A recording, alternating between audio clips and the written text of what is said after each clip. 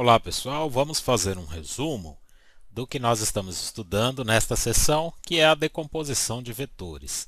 Então suponha que a gente tem aqui num eixo coordenado xy a ação de três forças, F1, F2 e F3.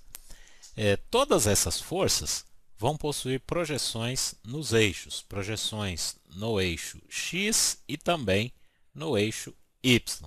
Como a gente mostra aqui nesse segundo quadro.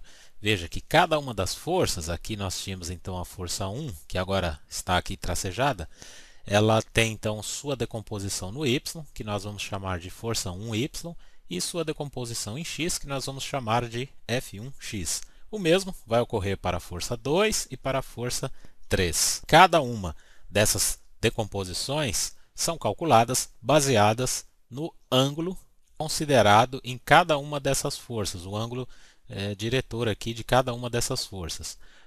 Por exemplo, se eu estou usando este ângulo aqui para a força 1, vou chamá-lo de θ. Então, a nossa decomposição aqui em x, F1x, nós vamos usar F1x sendo igual, bom, como o nosso ângulo considerado e a nossa força está ao lado dele, ou seja, adjacente, então nós vamos usar a função cosseno. Então, F1x será igual a F1 vezes cosseno de θ.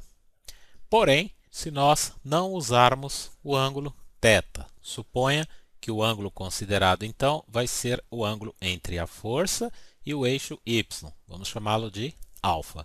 Aí, agora, as coisas mudam. Nós teremos o nosso vetor aqui, o F1x, projetado também aqui em cima e oposto ao ângulo alfa considerado. Então, a nossa força 1x ela vai ser, então, F1 vezes o seno de alfa, porque o F1x se tornou o cateto oposto desse ângulo.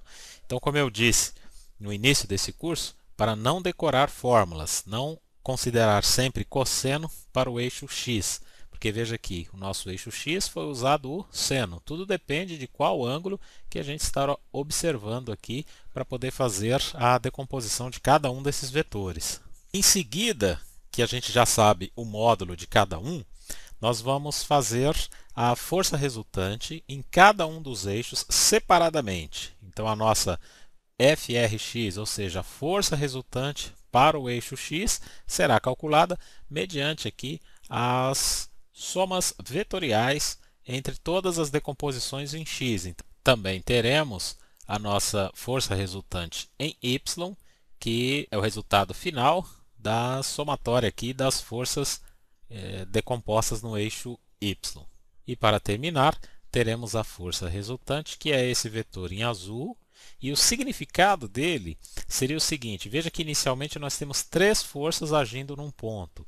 Isso a gente faz as suas decomposições conforme os ângulos, fazemos o cálculo dos seus módulos.